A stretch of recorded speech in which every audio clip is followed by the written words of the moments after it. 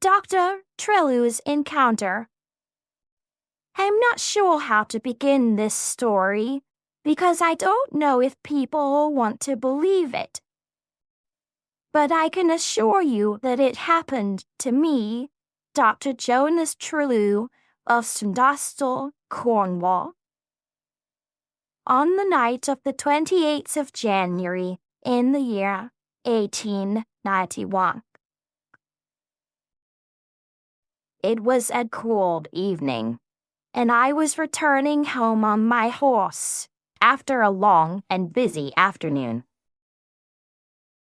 There was an epidemic of whooping cough in the county at that time, and I'd been seeing patients throughout the day. Unfortunately, 3 children had died the previous day in the Pendley family at Trevisco, and many people were frightened for their young children. As I rode along the highway between Roche and Corfu, I was surprised to see a light coming along behind me in the dark. As the moon came out from behind a cloud, I could make out 2 galloping horsemen, one holding a light in his hand.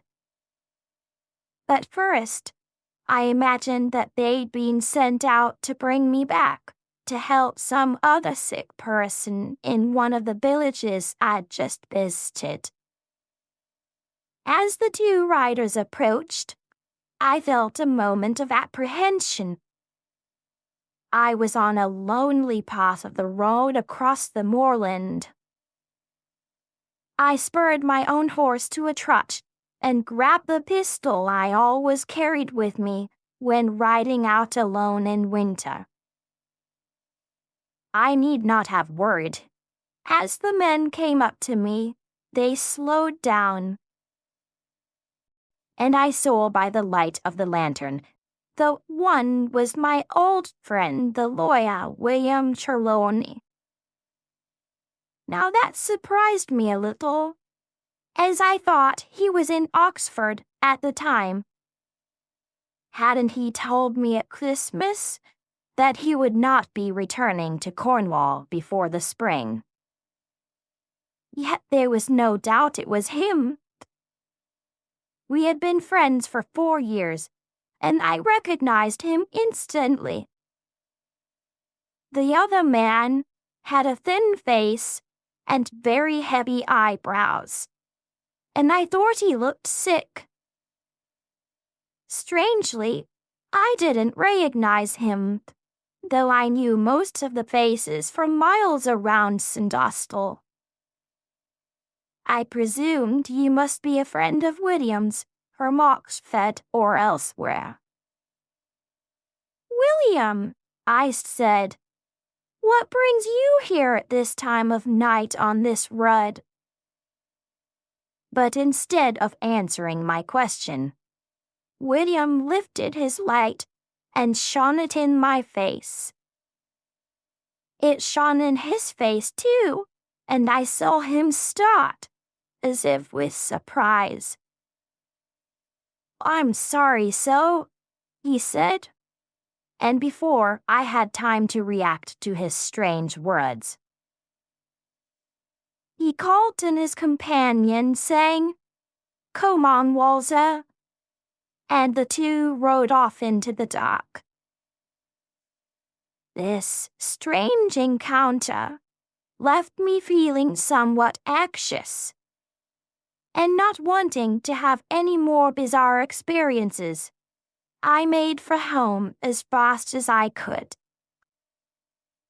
Within a few days, the incident had gone right out of my mind. Obviously, the man I'd seen was not William Trelawney, just someone who looked very similar to him when seen by the light of a lantern on a cool January evening. A couple of months later, William Trelawney came down my train from Oxford for Easter. I first noticed him in church on Good Friday, sitting a couple of rows behind me on the other side, his usual place. But as I looked at him, I felt the blood going cold in my back. There was the man who'd passed me on the moor that January night. There was no doubt about it. After the service, we met outside the pub among the crowd of people. "Well," I said as I shook William's hand. But I couldn't think what to say next. "Hello, Jonas," he replied. "It's good to see you." I felt more at ease. This was more like William Trelawney, my old friend. We got into conversation, as we had many times before. Then he said something that made my blood go cold again. "You know, something very strange happened to me last January. I wish you'd been there to help," he said. My clot Walter Burns got taken ill all of a sudden one evening. We were going home together at the time from an appointment several miles out of town. He seemed to be in great pain, so we went back to Oxford as fast as we could to get him to a doctor. On the road, we passed another man on horseback.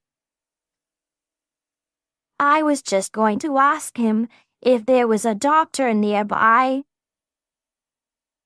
when I saw that he looked just like you, Jonas. Just like you. I was so surprised, I thought it was you. It gave me the fright of my life. Words stuck in my throat and I just murmured an excuse, and we rode on back to Oxford. I'm afraid it was too late. Dr. Mercer in Oxford couldn't tell what Walter was suffering from. And the poor fellow died 2 days later. I'm sure you could have saved him. And what did your clot Walter look like? I asked. What do you ask? William replied, out of curiosity. Well, he was a tall young man with very dark eyebrows. I've never told William about my encounter. The end. Thanks for watching the video. Don't forget to like the video and subscribe to our channel for more helpful content. Share your thoughts in the comments.